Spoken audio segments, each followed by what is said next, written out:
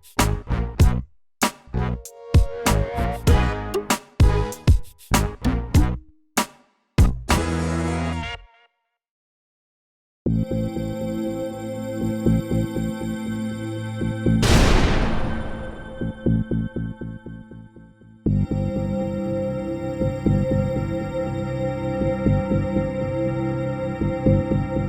afternoon, or good evening, ladies and gentlemen, boys and girls.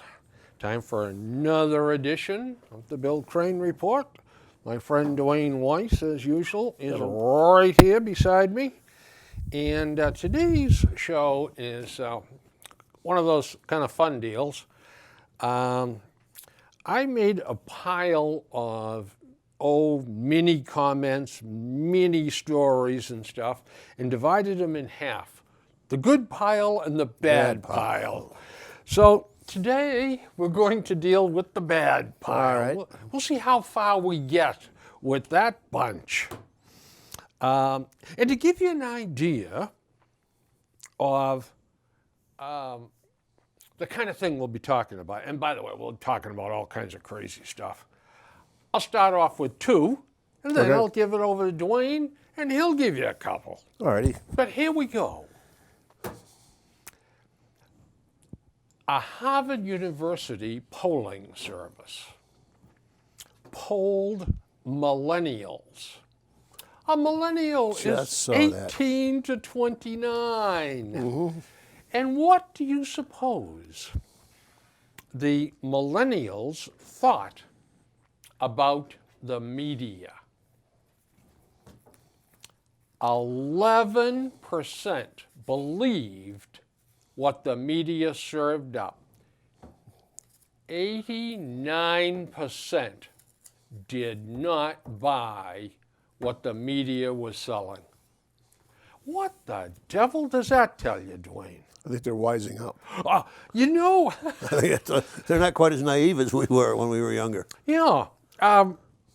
I think that's right. That's a much better answer than I had. Okay. I was saying they're getting more cynical, but maybe more realistic. I know my boys, when we get talking about this stuff, boy, they don't believe the media or politicians. Bill, when we were younger, on both their houses. if it was in the paper, it had to be true. I know. If they advertise it, it has to be true. They couldn't advertise if it wasn't true. Can't say that if it's not. You know. That's right. Boy. They don't buy it anymore. I have another subject. Okay. TV ads. Oh my God. The bars, the bar scene. Everybody in the bar scene, the guys are chiseled, beautiful, handsome. Look at us. Yeah. Don't we fit the mold? The exact opposite of us, actually. They all have beautiful hair. And the women have got these hot bodies. They're fantastically looking. And every one of them looks like she just stepped out of the hairdressers in the makeup salon. Yep. And they're there laughing like damn fools. Yep. Oh, yeah. And having a great time drinking Bud Light or some other stupid thing.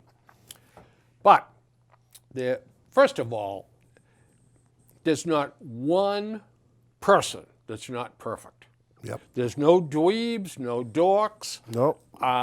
No ordinary people. Just ordinary people, yeah. That's what's really missing in that. They're all perfect. But I want to know where these bars are. I don't know. It has to be Hollywood. I want to know for another reason. What's that? Because I have watched these things since they've been on television. And I have never yet seen one person pay for a drink. That's true. I want to know where the hell these places are where you can go and drink for nothing. Oh, no, we ran into that one time. And I thought I had found the answer to my dreams. It was years ago when, well, my granddaughter, she's 10 now. When she was born, we went up to Newton Wellesley Hospital to see, come up and see the new baby. And we stopped down at, it was Piccadilly then. It's something now. It's some. I know exactly what you're talking about. Down in The one in Franklin or the one in Foxborough? Foxborough. Foxborough, okay. And it was on Thursday night, and it's always crowded there on Thursday night. But you get that young crowd come out of that the industrial park. Yep.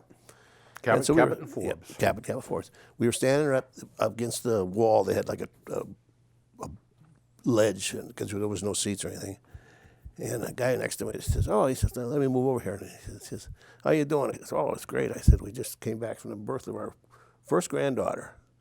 He says, "Hey, everybody, they just got a granddaughter." And everybody said, here, we're buying us drinks. I said to Monica, I said, "We'll just come down here every week." Yeah, use this line. Just had our first granddaughter. Just had our second. Yeah, she says, the "You third." rotten." She says, "They're going to catch on after a while." Yeah, the problem with that is that at the end of the night, they got to put you in a wheelbarrow and bring you out to your car. And then it's always an adventure getting home. But I said, this was easy. But you know what else I don't like about those ads? Yeah. No matter what it is, the white male is always portrayed as an idiot, the husband. He's always portrayed as a dummy. See that Encore one? Yeah. The kids are playing that game, and the daughter plays the classical piano, and what does the father look like? A dork sitting there playing an air guitar going. Yeah, scrunched up on the couch. Yeah, exactly. That's me? Yep. Yeah, and you know what? The other thing too on all those ads too is how can the wives outwit the husbands? They always 100% of the time. They do all the time. Yeah. Yep. Men are a sorry lot. Well, we must be. Yeah. But I'll tell you one thing. I like this idea of women to go into combat because the next step is registering them for the draft. Yep. Oh, yeah. And slapping their uniform on them and throwing them in the service. Yep. A lot of that equality stuff is going to go away real fast. Real fast, yeah. When they're faced with that. That whole thing about women in combat, I don't know if they realize what they're asking for. They're not deep thinkers, the ones that are pushing this. I'll tell you that, because I know where you're going with this. Go ahead and go. I had a few. I'm a Vietnam vet. I had a few incidents of combat, and it's not like on TV and the movies. It's totally different. It's just total chaos, total terror, and I've seen Bravo macho guys wet themselves. Well, there's nothing wrong because that just happens. It's just that kind of a tension thing. Anybody that tells you they're in combat not scared Baloney. is lying or a psychopath. Yep. Now, you might not be totally frightened when it's happening because I found it to be surreal. You're almost numbed. Yeah. But it was like everything was fluid, everything was slow motion. But once it was over, then you start getting the... Yeah, you didn't sleep well that No, night. you come down off of that. I had a great friend of mine from Taunton, Teddy Boyce. God rest his soul. Great guy. And I was talking to him one day about World War II. And he was in Patton's 4th Army? 8th Army, 7th Army? Well, something like that. Well, anyway, he was in Patton's army, and he actually saw Patton one day. And I said, "Oh, blood and guts." He says, "Yeah, our blood and his guts." Yep, that's right. He was notorious for that. But I said to him, "Teddy, how did you manage it, the combat?" He says, "Well, Bill," he said, "you're cold. Mm-hmm. Yep. You're wet. You're hungry. And you're tired. And after a while, can't really tell you what he told me, but I just didn't give a blank anymore." Didn't care anymore, yep. He said, "And when you slipped into that mode, then you just followed orders and slogged along." Yep, just can't get any worse. Yep, and you said to yourself, if I buy a bullet, I buy a bullet. Yep. Keep moving, do the best you can. And but you have to go through all those stages to arrive at that point where you just resignation don't stage is what that care. is. I just resign myself to my fate. Fate is it is. Yep. I thought that Patton's speech, one of his speeches, where he was talking with the troops. Now, of course, his army did not land on D-Day. He was held back. They were playing a game with the Germans. When he was preparing his troops to go over, he said, all right, now I'm going to tell you what's going to happen. He says, I know you guys would much rather be home. He said, I'm going to tell you something, so wouldn't I. He said, so here's what we're going to do. We're going over there to France, and we're going to go straight to Berlin. He says, and I'm going to find that SOB Hitler. He said, and I'm going to kill him, and then we're all going home. Oh, yeah. He was a character. Huh? But you know, that was how they felt. Mm-hmm. Oh, yeah. We're going to get to the end of the day. We're going to finish our mission. We're going to kill everybody in our way, and then we can go. Oh, yeah. And you know, in combat, there's no other rationale you can. If you can't. start worrying about things and hiding behind every tree, well, one of your buddies will shoot you. But Yeah, well, but it's you're right. It's just no experience that you can draw on in your previous experiences that equates to it. yeah, You can't say, well, I'm experiencing this, like this. And you know what I found? It was the macho guys, the big macho, the football player type guys that came out of, even high school sports and stuff. And they were really they're the ones that were the worst in combat. Yeah. It was, the best was generally the little guy, the quiet one. He was the one that had the most guts. yeah, yeah. He just didn't get that nerve. You know, the guys. Or else from he the just country didn't get it, maybe lived somebody on the said. farms, hunters, Yeah. fishermen, Yeah. kids that had been out there and done things. But the I don't know, the college football hero. He's just adored by the masses, and all of a sudden, when it's time for him to put up or shut up, it's another story. But you're right; it's the guy that you least expect. Least expected. Yeah. Because I didn't see any combat in Germany. I saw some action, but no combat. You was in the bars. Well, I watched two guys one night, GIs, down the bar. They each had a few beers. They got the knives out, switchblades out. Oh, boy. And one got the other one from here to here. Thank God there wasn't a lot of depth to it. Yeah, But boy, did he bleed. And the waitress come over to me and she said, go help him, look at him bleed.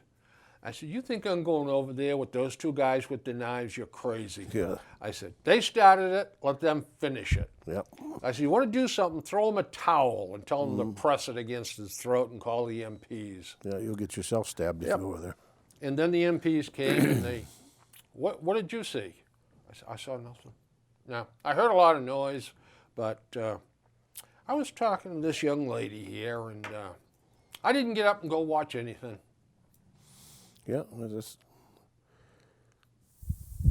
But anywho, all right, give me another outrage here. all right. We got to pay attention to this thing about the cage-free eggs that's coming up. We commented on this briefly on previous times, but I found another article on it. And the cage-free eggs is just a front, a start. Yep. It's like the tip of the pyramid. The people that are behind this, it's not so much the chicken and the eggs, it's that animal welfare rights. The That's whole right. thing. They want this to spread into beef and the pork and the veal, everything. And eventually the philosophy was, if we can raise the price so high, They'll have to eat vegetables. they'll have to eat vegetables. It's that vegan Yep. mentality that's coming up. And that's part of the strategy, is to make the meat proteins so expensive that nobody can afford them anymore. And mink are just little people wearing fur coats. And they're the same people that go out and they'll free them. Yeah. Well, they don't last the night. No. Yeah, they got no survival skills. Yeah, exactly. Yeah. Yeah, you turn caged animals free and they're dead in Dead meat. 24 hours. I saw that our Pope Francis, no more white doves being let go on the Vatican way. I guess some of the the celebrations, they'd release these white doves. Yeah. Well, they released the white doves, and a couple of hawks got a bunch of them right in front of the crowd. And they decided, well, maybe we shouldn't be doing that anymore.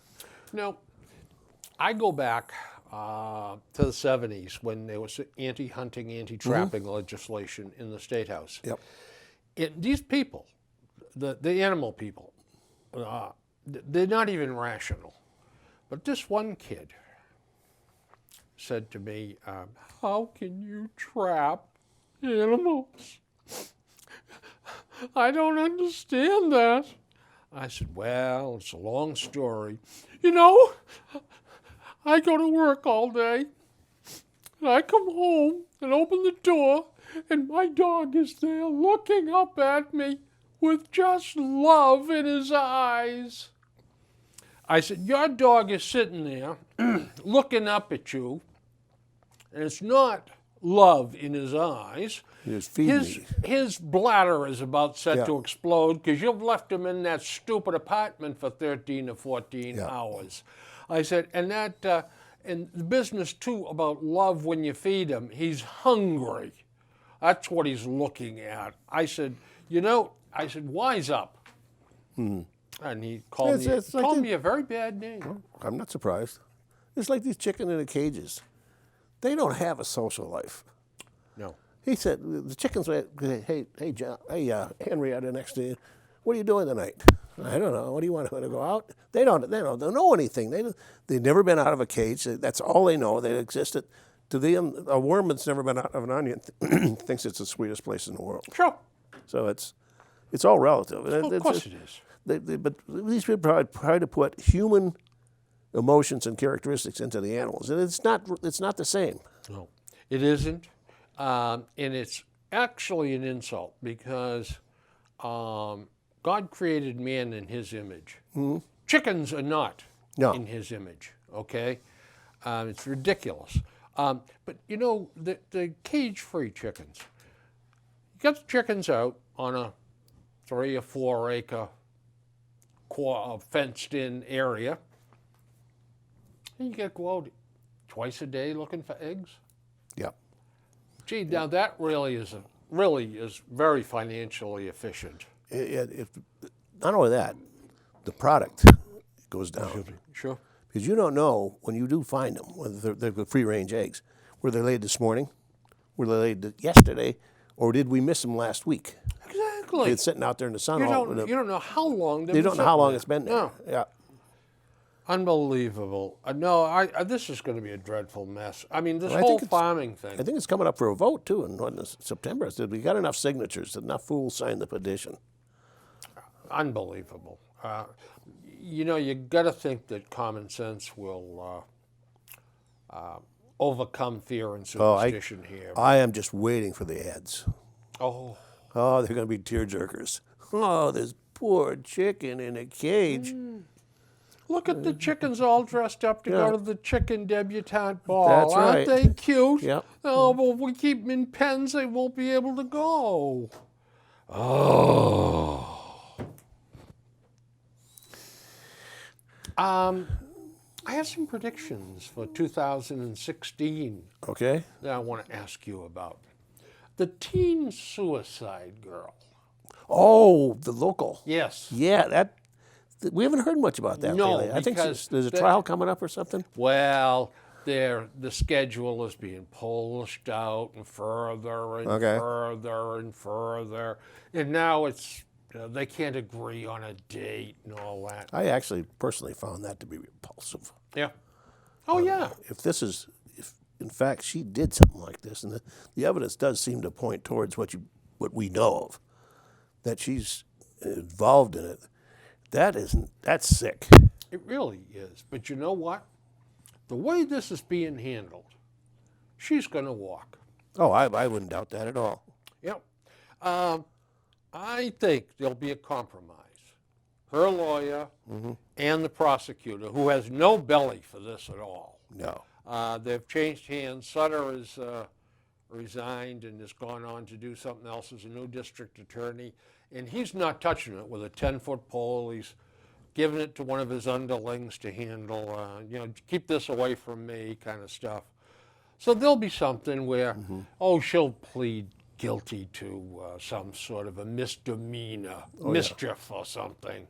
Yep. And she'll get a fine of $200 and be put on probation. Community for 30 service, maybe. days. Yeah, some hours. And she's been complicit in taking a life. That's right. I found that whole thing to be repulsive. ISIS. Have they peaked? No. What is going to happen for 216 with those guys? They haven't peaked. No, They've that's definitely right. not peaked. You're absolutely right. I think that you're going to see more and more let's call them foreign fighters. Meaning that the ISIS itself is indigenous to Syria and Iraq. Malaysia. Yeah. But I think we're going to be shocked where they're starting to pull recruits from. You're going to see recruits coming from Canada. You're going to see recruits coming from the United States, and not just people that here in this country that were maybe immigrants. I mean, the O'Learys and the Murphy Sullivans.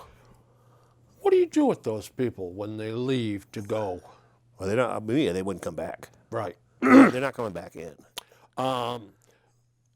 Exactly. What if we catch them before they go? That's a good point. I never thought about that. I mean, the lawyer will say they haven't done anything yet. Look, they were kids talking about a lock, for heaven's sakes. You're always going to get a percentage of that, no matter what, what the situation is. But today, that's so serious. You can't. Aiding and abetting. It's not funny anymore. It's not an adventure. Yeah, That's a known enemy of the U.S. Boy, it seems to me we should be able to toss him in the can for 6 years or something. Because the consequences are so, our consequences for their actions are so severe. It's not a joke anymore. No, it's not. It's not just a childhood adventure just to go out. It's like we'll go out in the woods and we'll play guns. Yeah. Yeah, years ago. Okay. Yeah. When I was a kid, the thing was like going off and joining the French Foreign Legion. Well, it was kind of an adventure, but nobody really did it. I know of it. No. But this kind of thing you talked about. The USSR relationship in 2016. Our relationship with Russia is not going to change until the Obama administration is gone. Right. Then it's not going to improve if it comes a Hillary administration. Well, that's exactly right. Did you I caught a Democratic talking head on one of the interview shows. Okay. And she said that Hillary is the best person to continue the legacy of Obama. That might be a fact. Well, I think so. I mean, I think she's the only just an one on extension the of him. horizon. Yep. Yeah, certainly not Bernie Sanders. No. The other fellow from Maryland The that unknown. no one knows anything about. But, yeah, if you're one of two people, that's really not a great commendation. But nonetheless, it's true. She's gravitating now towards Obama. They were talking about that this morning on TV. She's seeing some of the people of color, their votes are eroding away. So where's she going to go? She's going to go over and hug Obama. Yeah. And she seems to think that's going to work. But I think she's just going to be an extension. I think that if we have a Republican president, I think there's a good chance that the U.S. and the USSR could get together and form some common ground here. I think so, too. And common sense would tell you it would be the smart thing to do. Yeah. You got to remember, Putin only responds to power. He doesn't see kindness as an act of kindness. To him, that's a sign of weakness. Absolutely. And he's an expert exploiting them kind of thing. He came from the KGB. Absolutely. It's like being an operative in the CIA. I mean, a real operative, not a desk guy. Right. You know, these guys are sharp. They know what's going on, and they know how to pull the strings on things. They know how to get their way. Yeah, they know how to get their way. And Putin he's an expert at that. You know, I had a friend of mine that was born and raised on Federal Hill in Providence? In Providence. Yep. And his uncle knew all the mafioso because he had a drugstore. Oh, you go down that, what's the exit there, the street? Atwell's Ave. That was great. You go down and look at the restaurants and the bars and stuff, they're all, at some point, have been hooked up with the mafias. Absolutely. Well, his uncle's drugstore had a back room, and the uncle would let the mafia meet back there. Great Italian restaurants, folks, if you've never. Fantastic. Oh, unbelievable. Camille's Roman Gardens. Perfect. And Capriccio's and Ajuro Grotto. And another, if you go down there, stop at the local bakeries that are around there. Oh, yeah. They bake the old Italian bread where the Italian the housewife, she sells shops for bread daily. Only buys what she's going to use that day, and next day you get brand new loaves. Yeah. You get that. You get that 4 hours out of the oven, and you get a treat. You betcha. Well, he used to tell me stories about the mafia, and I think the best one he ever told me was about the number 2 mafia guy to Ray Patriarca was Henry Tamilio. And they got Henry up here in Massachusetts and put him in Walpole for, I forget what the devil it was, what the charges were. Well, there was one guard that was not the brightest guy in the world, and he used to start every day off by going down to see Henry in his cell. You piece of garbage, this, and you know, how's it feel to be in there now, you worm, and blah, blah. Well, I'm cleaning it up for everybody at home. Of course. It gets 10 times worse. So this went on for about a month. So one Monday morning, he comes down to pull the same story again, and Tamilio says, oh, yeah. Oh, by the way, he said, what a lovely family you have. He pulls out a couple of Polaroid pictures of his wife and kids coming out of the front of the house on their way to church. You need to keep an eye on them. It would be awful if something happened to them. Innocent children. Yeah, that is. And let me tell you, that was it. Yep. Never another word. But that's how those guys work. Oh, yeah. They know exactly how to wind you up. Exactly. The Norfolk tax rate, will it continue to go up? The rate? Yeah. I mean, The bill. The bills will keep going. Oh, okay, good. I'm glad to know that. They're going to go. But the evaluation, they can either change the tax rate or the evaluation. Yeah. That doesn't matter. At the end, you pay more anyway. Or both. Or both, yeah. Yeah. Or both, yeah. Good thing you reminded me. I got to go vote this afternoon yet. How many pages are in the IRS tax code? I don't know. I thought I made it. Somebody the 60,000 sticks in my mind. 74,608. I was a lot off, but Can in the scope of things, I you wasn't. imagine? That's ridiculous. That's got to be just ridiculous. How can any one of these politicians walk around and say, you know, we do big things down in Washington. Cleaning this up, as I've said many times, give me 3 guys with common sense, about 10 cases of Miller High Life, an endless supply of pizzas, and lock us in a room, and in about 8 hours we'll have a new tax code. Oh, yeah. And it'll make more sense than this. Well, of course it will, because... And make sure they're non-attorneys. Yeah, no lawyers. No allowed. lawyers. Oh, boy. Jeb Bush, in his ads, asks, if we don't assume a leadership role, who will stand up against the genocide of Christians? And who will defend Israel? Good questions. Very good questions. Who will? Obama? No. Kerry? Never. Clinton? Never. So this is just a lost deal over there? We're just going to let them kill all the Christians? Just wash our hands of it, I think. Wow, there's precedent for that. Pontius Pilate did That's that. what I was going to lead to. Yeah. That was my one shot at a segue. Might make it. Why? Professionals were not. Why do people? Now, I don't know what goes on in other churches, but I know what goes on in the Catholic Church. Yep. Why do people sit in the back of the church? It's a good question. I sing in a choir, so I stand up front. So I see where everybody comes in. Of course, I'm nosy enough to see who's coming on. I know where you're going. When you walk in the door, you sit in the same seat. But you're right. It's like a 75% in the back, then a few in the middle, and just a trifling little in the front. Yeah, but, I always sit in the front. Yeah. It's almost as though, are they afraid that, Father Cullity's going to blow a gasket someday and start howling and yelling at everybody, and they figured they'll stay up back and duck down? Well, my idea was last in, first out. Maybe that's it. Yeah, you beat the parking lot, you beat the crowd getting out of the... The killings out in California. Yep. 14 people lost their lives. Yep. Because one woman was afraid to be not PC.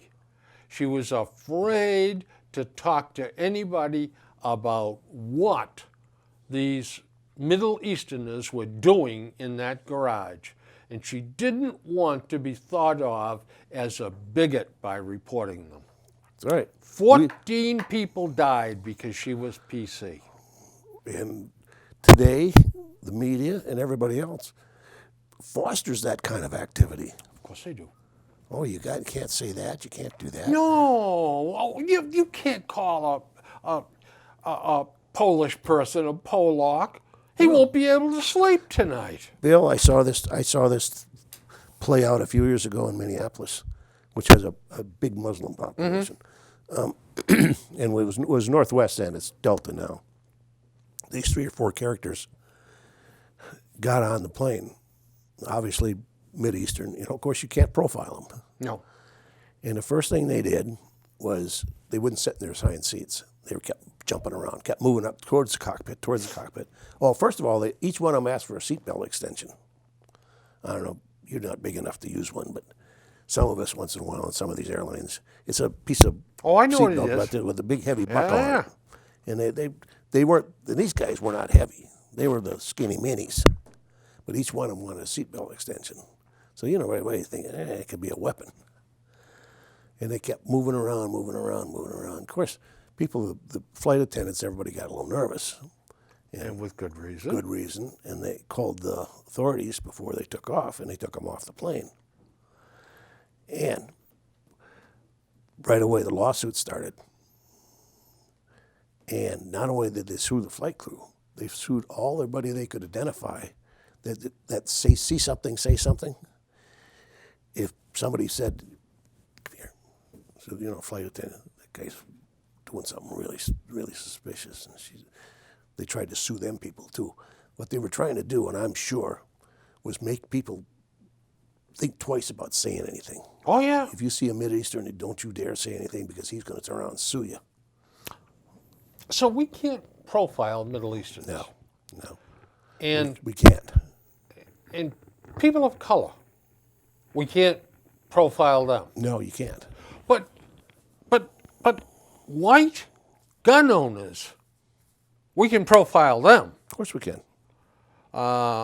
He fits into the pattern. He's a white guy, he's 47 years old, ex-Marine, Yeah, he's the kind of guy who's got guns at home.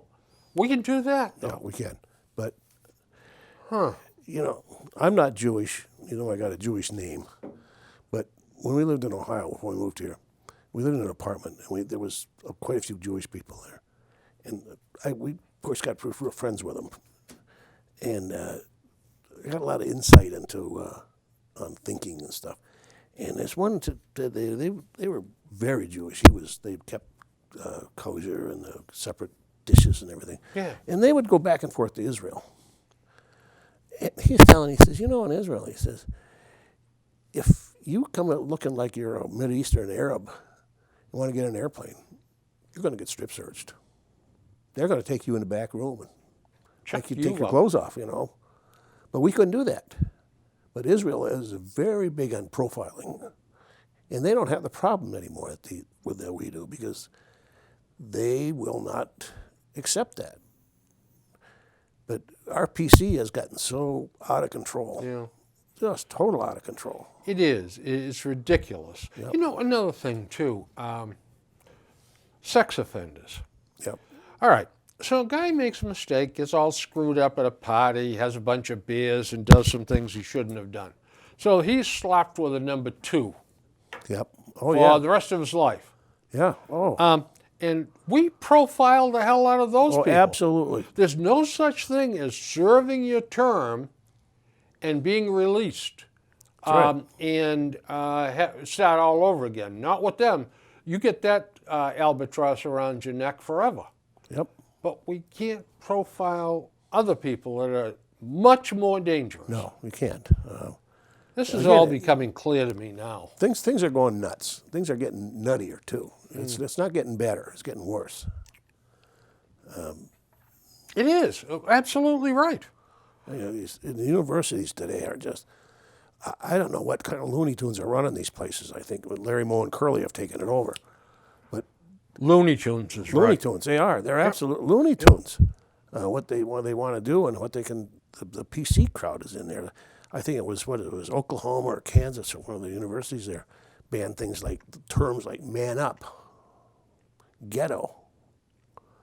What else? Some of the other just common expressions. Well, you can't say that anymore. You can't say man up. You can't say ghetto. No. There was another one that really shocked me. I thought, what in the thinking? What's the And these thinking? professors, the ultra-liberal Yeah. professors, and you've heard on TV, you've read stories. You know, I got up to defend Ronald Reagan, and the professor looked at me and said, "You're talking your way into a C." That's right. Now that is no different than sexual harassment. Yeah. When they say, you know, like a student-teacher relationship is verboten, because you can use that as a power play. Well, you can use that with a student on political thinking. Absolutely. Absolutely. And here you got somebody that wants to be on the dean's Yep. list, that wants to graduate in the top 10% of his or her class, and you got some clown up there saying, well, you know, I'm a real left-wing wacko screwball, and you're talking common sense, and you're talking your way into a C or a D, and how's that going to be on your grade point average? Sure. Oh yeah, it's I mean, going. just as much, that is just as bad as saying, come on over to my apartment tonight. I've got some stories I want to tell That's right. you. One is accepted, and one is absolutely forbidden. Yep. Yep. Unbelievable. Well, folks, I got to give you a little bit of a heads up here. I've always felt legal seafoods was pretty much overrated as far as a I do restaurant chain is concerned. Overpriced. Overpriced. Yeah. Absolutely. But, you know, Patrick and I went on a search and destroy mission. I think we were out Christmas shopping or something. We had lunch at, I got to tell you something. Very disappointing. Clam chowder was good. The fish and chips was awful. Yeah, you're right. It's overrated. Yeah, it really is. And I say to myself, you know, this makes about 3 times in a row I've come to this place, or a legal seafood, and been disappointed. So, I'm warning you folks. I thought it was kind of ironic when you remember when the mislabeling of the fish, what you were buying off the menu. Yeah. Chances are it wasn't really what it was. Yeah, right. And who was the holier than thou all the time in this bit? David Berkowitz. Roger Berkowitz. Roger Berkowitz. Roger Berkowitz, yep. Oh, and who was one of the offenders? Roger Berkowitz. Yeah, strange how that happened. Now, so, with this racial profiling stuff and all that, when we see a guy shoot another guy, and he runs by you and flees, and you get a good look at him, how can you describe him? Well, you can't say, oh, he's Middle Eastern or Hispanic or black or white, or because that's not PC. So yeah, I guess you have to say, well, he's looked to be about 5'10", and you can't say he's wearing a hoodie because that's right. Is that indication? stereotypical of one group. Bill, watch now when you.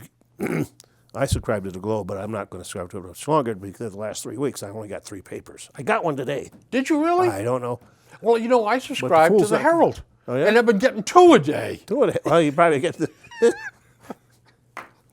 I don't know. You can't make this stuff up. Somebody in a black sedan is delivered this morning, and they tried to back out of my driveway. I thought, you're not going to live long backing onto 115. But anyway, I've pointed that out to Monica over and over. She don't want to hear it anymore. I said, look here, they describe this person.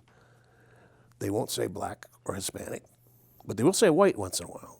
But they'll never use a minority's term to what they describe. I said, what is the biggest identifying factor? Because they're looking for this guy. Color of the skin. Right away, you eliminate Bingo. or you include a group. But oh no, you put them 5'10", 160 pounds. Muscular build. Yeah, well, who there's a million people fit in Yeah, that. no kidding. It's ridiculous because one of the arguments too is Yep. we're overstocked with them in the prisons now as it is. Well, that's true. The old catch and release program. And it doesn't matter whether it's Hispanic or white or black or whatever. We get too many people in jail. We shouldn't be putting people in jail. So, anyway, I would like to ask you about one of your favorite people. Or someone who we felt sort of kind of good about, our Attorney General, Mara Healey. My opinion has kind of changed there. Big deal. Yours too? We both, but it was probably going to be nice to have a real Attorney General again, but God darn it, she's just the same old mold, just a different name on it. You know, we want to make sure that gun dealers and sellers are complying with the laws. And we have investigations underway to make sure this is happening. Yeah. Are they also going to investigate why judges and prosecutors don't charge anybody under the Bartley-Fox law That's right. that says if you illegally carry a gun, It's 1 year. 1 year Boom. in prison? Yep. And they don't do it. Is she going to investigate that? No, she's not. She's part and parcel of that whole cover-up scene. She just trails right along with our previous Attorney General. There's no difference between the two. I had some hope about her. I did too. But you know, this thing too about betting on sports. The fantasy sports. The fantasy sports, yeah. For her to say, we're going to put boundaries in, we're going to make sure nobody spends more than $1,000 a month gambling on sports. Who in the devil is she to be telling me I can't bet more than $1,000 bucks a month? Is this now communist Czechoslovakia? Yep. She a commissar or something? And the fantasy sports, either it is gambling or it isn't. It is gambling. Of There's course no it doubt is. about it. I mean, come You on. know, Pete Rose got thrown out of the Baseball. the For a hell of a Hall lot of Fame, less you know, than for a hell of a what lot these less guys than are this doing. guy's doing. And what's the difference you're betting on individuals or the team? It doesn't matter. Doesn't matter. It's at like all. apples. Well, it's not apples and oranges, but it's It is apples and oranges, but it's, but it's still fruit. yeah, it's trying to make this such a fine line difference. But you know, in the fantasy sports, there's some, you know, you got the Patriots are involved in it, the Red Sox are involved in it. They got investments on these companies. There's some big, powerful people. There's some powerful money in this thing. Are indeed. And she's afraid to tread there. I think also that she's paving the way too that, well, if we have to allow it, let's tax the living hell out of it. Put all kinds of regulations that won't be That's it followed exactly. anyway. Yeah. And this is another left-wing liberal money grab. Yep. I see money hanging there. It's low-hanging fruit. We need to go pick some. Well, you know, and I don't, my wife and I, we like casinos, and I gamble. You know, I like playing video poker, and I like playing the card games and stuff. But I don't have a religious or objection to gambling. I don't. But why is it so bad for an individual to do it, but it's okay for the state to do it?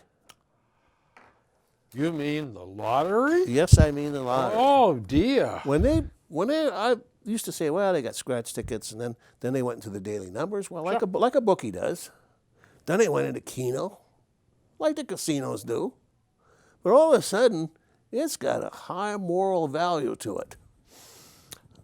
By the way, you know, when we were kids, we used to go to carnivals and such, and down at Paragon Park, and play the bumper cars. Mm-hmm. Boom, banging into each other, you know, and all that stuff. Watching them try to build a casino in Massachusetts is watching the politicians playing bumper cars. Yeah, that's a good analogy.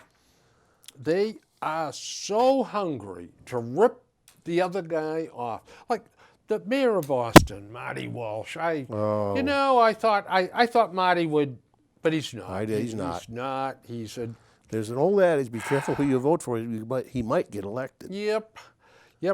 And Marty he's following his old union ways. Tried and true. You know, that's it. Well, muscle in on him, you know. And well, guess what? He ran up against guys tougher and smarter than he is with deeper pockets. He's minor league next to Steve Wynn. Yeah, but here's the thing, though. You know, this was sold on Massachusetts reaping a bonanza. Mm-hmm. Getting some tax dollars for the coffers here, and we'll do more for education or more for the roads or blah, blah, blah. Who's stopping it all? Mayor Walsh and the other people. Other people, other state bureaucrats. Yep, exactly. It makes no sense. It just doesn't make any sense. Well, it does. You know, they got pockets here, you know. If you look around the corner, they're not being filled. That's right. That's the problem. That's exactly right. Yeah. It is. Yep. This is a battle to see who can rip off Steve Wynn and the other builders, Penn National, who can rip them off and get more out of them than the other guy. Just look at the impediments that they throw in their path. Oh. It's nonstop. And you have to post big signs, too. If you're having problems with your gambling, come to us and we'll refer you to an agency that'll counsel you. Yeah. I mean, it's. Oh. You know, I've been down at Plainville Park there in Plainville more times than I should have. But they have got what you said. You get off the elevator and there's a big office. It's for gambling problems with a counselor sitting in there. Of all the times I've been down there, I've never seen anybody in there or anybody even around it. I wonder what would happen if I went in there and said, my problem is I don't have enough money to gamble. Can you give me some? No, you ain't going to give you anything. Right. Get out. They call security when you do that. Oh, boy. But even the attitude we have, and it's inbred for some reason, that everything has to be all or nothing in this state. Yeah. You know, they said Plainridge was going to generate, I think, $300 million. Something like that, yeah. Well, now it's on track to generate 260 or 240. Yeah, and there are the dooms and gloom people that say, well, it's going to be less than 200 mil. Well, that's 200 mil that we never had before. That's right. And there's jobs out there for people. And the state has no dog in that fight. Yeah. They got no investment. They didn't put a penny into it. They didn't put a penny into the bloody thing. And then talk about, you know, the first week they did this. Well, the first week they were lined up on $4.95 to get in there because people had never seen a casino before around here. Something new. And then, of course, every month is going to trail off. Of course. And then Christmas season. Oh my God! Yeah. Did you see this? This guy's name is Murphy. He writes these over the Globe about the casino. Yeah. He's got something about Plainridge, and he just doesn't like them. Well, look at the money's going down and down and down, and then he said, well, he compared to Twin Rivers. Well, you know, that's the night he went down to Plainridge and complained that it was a Thursday night, how dead it was.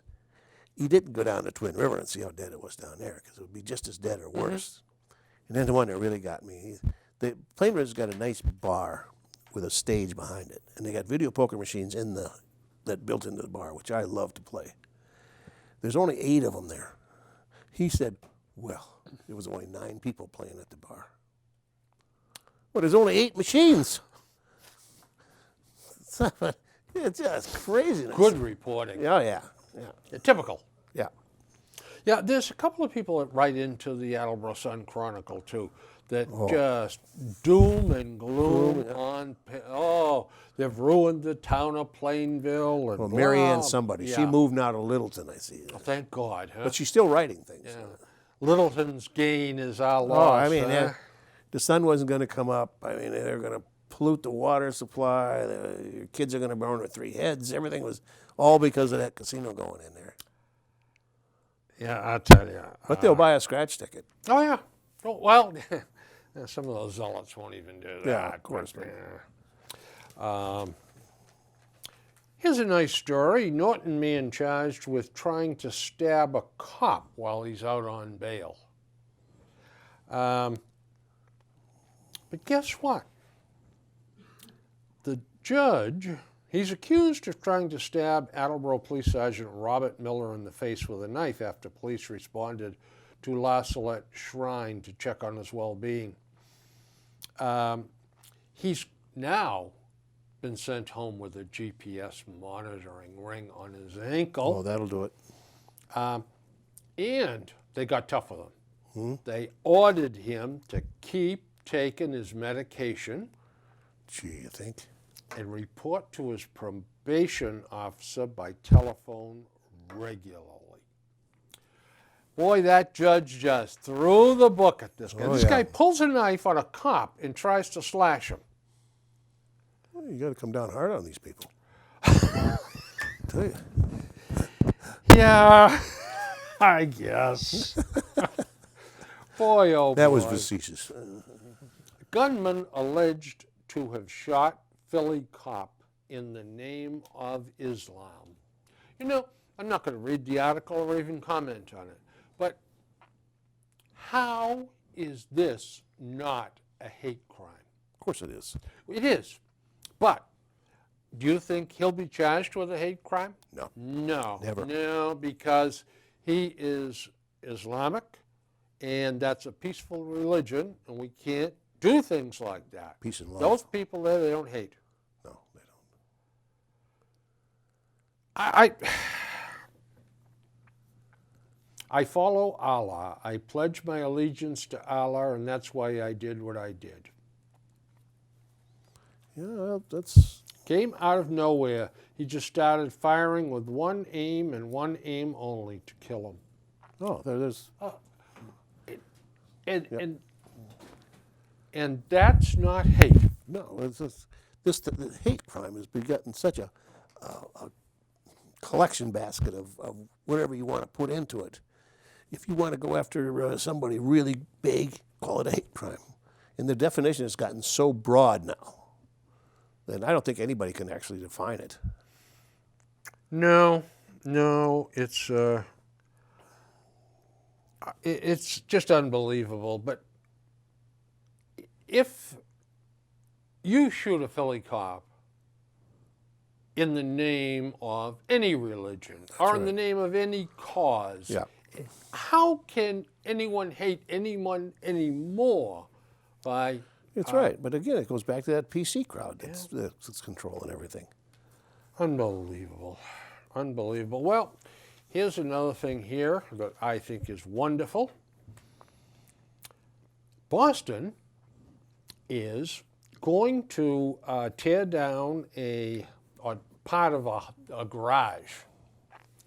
Mayor Marty Walsh. It's by the Government Center garage site. Mm-hmm. And they are going to put up a high-rise condo thing with